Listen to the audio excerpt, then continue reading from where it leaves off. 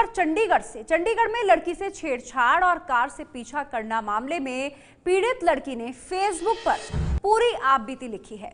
पीड़ित लड़की ने लिखा कि उसकी कार का एसयूवी कार सवार 2 लोगों ने पीछा किया। लड़की की कार को कई बार रोकने की कोशिश हुई। पीड़ित लड़की ने बताया कि अगर पुलिस नहीं आती तो उसके साथ कुछ भी हो सकता था। आपको बता दें, इस मामले में हरियाणा बीजेपी के अध्यक्ष सुभाष बराला के बेटे विकास बराला को चंडीगढ़ पुलिस ने गिरफ्तार कर लिया है। आपको बताते हैं पीड़ित लड़की की पूरी आपबीती जो फेसबुक पर उन्होंने लिखी है। उन्होंने लिखा कि चंडीगढ़ पुलिस को शुक्रिया जिसने मेरे कॉल पर एक्शन लिया। पुलिस ने सिस्टम में मेरे भरोसे को फिर से जिंदा कर दिया। सेक्टर 8 मार्केट से रात 12:15 बजे घर के लिए निकली और फोन पर एक दोस्त से बात करते हुए सड़क पार करके सेक्टर 7 में घुसी ही थी कि तभी मुझे लगा कि एक कार मेरा पीछा कर रही है। सफेद रंग की एसयूवी कार मेरी कार के साथ साथ चलने लगी। तब तक मैं सेक्टर 7 में थी और सेक्टर 26 के सेंट जॉन्स की तरफ बढ़ रही थी। एसयूवी में 2 लड़के आधी रात को एक अकेली लड़की को छेड़कर मजा ले रहे थे। ये लोग इस तरह से मेरा पीछा कर रहे थे कि कई बार मुझे लगा कि ये मेरी कार को ठोक देंगे। तब तक मैं अलर्ट हो चुकी थी, इसलिए मैंने सेंट जॉन से राइट टर्न लेने का प्लान किया, जो थोड़ा बिजी और सेफ माना जाता है। लेकिन राइट टर्न लेते वक्त एसयूवी ने रास्ता रोक दिया, जिससे मुझे सीधे सेक्टर 26 की सड़क लेनी पड़ी।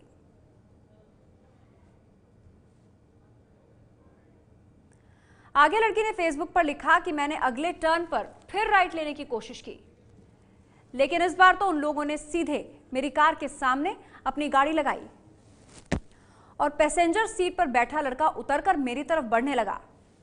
मैंने तुरंत बैक गियर लगाया और इससे पहले कि वो मेरे पास आते, तेजी से अगला राइट टर्न लिया।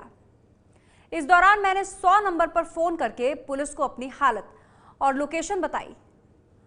फोन पर पुलिस ने कहा कि वो जल्दी पहुंच रहे हैं। मैं अब मेन रोड पर पहुंच चुकी थी और 15 सेकंड से एसयूवी नहीं दिखी, तो मुझे लगा कि फोन करता देख वो भाग गए होंगे, लेकिन मैं गलत थी। मेरे हाथ कांप रहे थे, कमर जकड़ रही थी, कुछ हक्की बक्की और कुछ आंखों में आंसू लिए मैं सोच रही थी कि पता नहीं आज घर लौट पाऊंगी भी कि नहीं। इसके बाद उस लड़की ने लिखा, इन लड़कों ने 6 किलोमीटर तक लगातार मेरा पीछा किया और इस रोड के आखिर में ट्रैफिक लाइट के पास मेरी कार का रास्ता रोक दिया। पैसेंजर सीट से फिर एक लड़का उतरकर मेरी तरफ बढ़ा। पता नहीं कैसे, लेकिन मैंने कार को रिवर्स गियर में डाला और राइट की तरफ दिखी थोड़ी सी जगह से लगातार हॉर्न बजाती कार निकाली, ताकि वहां गुजर रही दूसरी गाड़ियां मेरी हॉर्न सुनकर देखें कि दिक्कत क्या है, कि ये लगातार हॉर्न बजा रही है। तब तक वो लड़का मेरी कार के पास आ चुका था। उसने मेरी कार के विंडो पर जोर से हाथ मारा और गेट खोलने की कोशिश की। तभी मेरी नजर एक पुलिस कार पर पड़ी। मैं लगातार हॉर्न बजा रही थी। कुछ पुलिस वाले दौड़कर आए और एसयूवी वालों को पकड़ा। इसके बाद आगे फेसबुक पर इस पीड़िता ने लिखा कि ऐसा लगता है कि मैं एक आम आदमी की बेटी ना होने की वजह से खुशकिस्मत हूं, नहीं तो इन वीआईपी लोगों के खिलाफ खड़ा होने की उनके पास क्या ताकत होती है। मैं इसलिए भी खुशकिस्मत हूं क्योंकि मैं रेप के बाद किसी नाले में मरी नहीं पड़ी हूं। अगर ये चंडीगढ़ में हो सकता है तो कहीं भी हो सकता है। लेडीज अपनी सुरक्षा के लिए खुद सतर्क रहें। कोई गाड़ी अगर आपको आकर तंग कर रही है तो उसकी गाड़ी का नंबर नोट करिए। जैसे ही कोई पीछा करना शुरू करे, तुरंत पुलिस को फोन करिए। अपने माँ बाप को फोन करिए और उनको बताइए कि आप कहाँ हैं और किस हालत में हैं। सुरक्षित तरीके से जैसे भी भाग सकती हैं, भागने की कोशिश करिए। आपकी जान सबसे बड़ी चीज है। अगर वो आपके पास आता है तो जो भी चीज मिले उसे हथियार बनाकर खुद को बचाइए। पिछली रात तक मैं किसी भी हथियार की फैन नहीं थी, चाहे वो बंदूक हो, डंडा हो, गोल्फ स्टिक हो या चाकू, लेकिन ये आपको ज्यादा सेफ और आत्मविश्वास से भरे होने का एहसास कराएंगे। और इस वक्त हरियाणा बीजेपी के प्रवक्ता जवाहर यादव हमारे साथ जुड़ गए हैं। जवाहर यादव साहब, बीजेपी के जो राज्य के अध्यक्ष हैं, किस तरीके का आरोप ये लड़की उनके बेटों पर लगा रही है, प्रतिक्रिया जानना चाहेंगे सबसे पहले आपकी। देखिए, दोनों चीजें अलग अलग है। सुभाष बराला जी अलग है, विकास बराला अलग है। विकास बराला के ऊपर ये आरोप लगा जो आपने अभी पढ़कर सुनाया, उसके तहत पुलिस ने कार्रवाई की और कार्रवाई के तहत जो जो धाराएं उनके बनती थी, लड़की के जो भी पीड़िता है उसके 164 के बयान के आधार पर कानून ने वह अपना काम किया।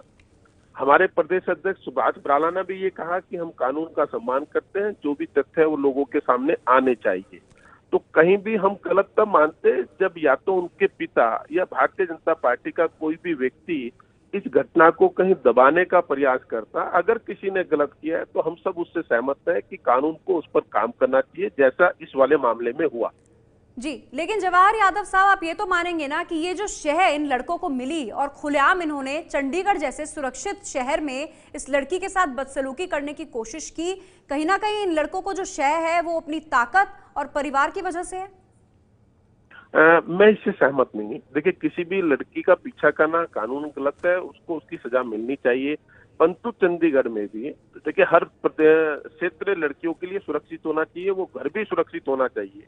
हमारे पास ऐसी घटनाएं भी आती है जो अति सामान्य परिवार होते हैं और किसी का शोषण उसके घर में ही हो रहा होता है, अति सामान्य परिवार होता है। तो ये एक मानसिकता है, उस मानसिकता में बदलाव लाने की जरूरत है। ये चंडीगढ़ में वो खबरें भी पढ़ते हैं जो अति साधारण परिवार के बच्चे होते हैं और वो भी इस घटना को अंजाम दे रहे होते हैं, और अति विशिष्ट लोगों के बच्चे भी इस घटना को अंजाम दे रहे होते हैं। तो कहीं ना कहीं मुझे लगता है कि हमारा सामाजिक परिवेश जिस रूप से बदल रहा है उसमें संस्कारों की आवश्यकता है और कानून का भय, ये दोनों तो हरियाणा में तो आप ही की सरकार है सर, अगर वहां पर इस तरीके की आप कह रहे हैं कि घरों में भी इस तरह की वारदात आ रही है तो ये भी गलत है। नहीं, मैंने चंडीगढ़ की बताई आपको। चंडीगढ़ यूटी क्षेत्र है, किसी प्रदेश नहीं है। और दूसरा मैं कह रहा हूँ, इस विषय को कहीं भी कोई भी व्यक्ति ये करता है तो वो गलत है, चाहे वो अति विशिष्ट हो चाहे वो सामान्य हो, सब पे कानून को काम करना चाहिए। और इस वाले मामले में चाहे सुभाष बराला जी ने, क्योंकि मेरी उनसे व्यक्तिगत भी बातचीत हुई, उन्होंने कहीं कानूनी प्रक्रिया में दखल देने का प्रयास नहीं किया। भारतीय जनता पार्टी के किसी कार्यकर्ता ने दखल देने का प्रयास नहीं किया। उनका एक ही स्टेटमेंट थी जो मेरे माध्यम से सब लोगों को गई भी, कि कानून का हम सम्मान करते हैं और कानून को अपना काम करना चाहिए। जो भी है, किसी की भी गलती है उसको उसकी सजा मिले और सच लोगों के सामने पारदर्शिता के साथ ये केस आगे बढ़ता है। बहुत बहुत शुक्रिया आपका एबीपी न्यूज से बात करने के लिए। ये है एबीपी न्यूज, आपको रखे आगे।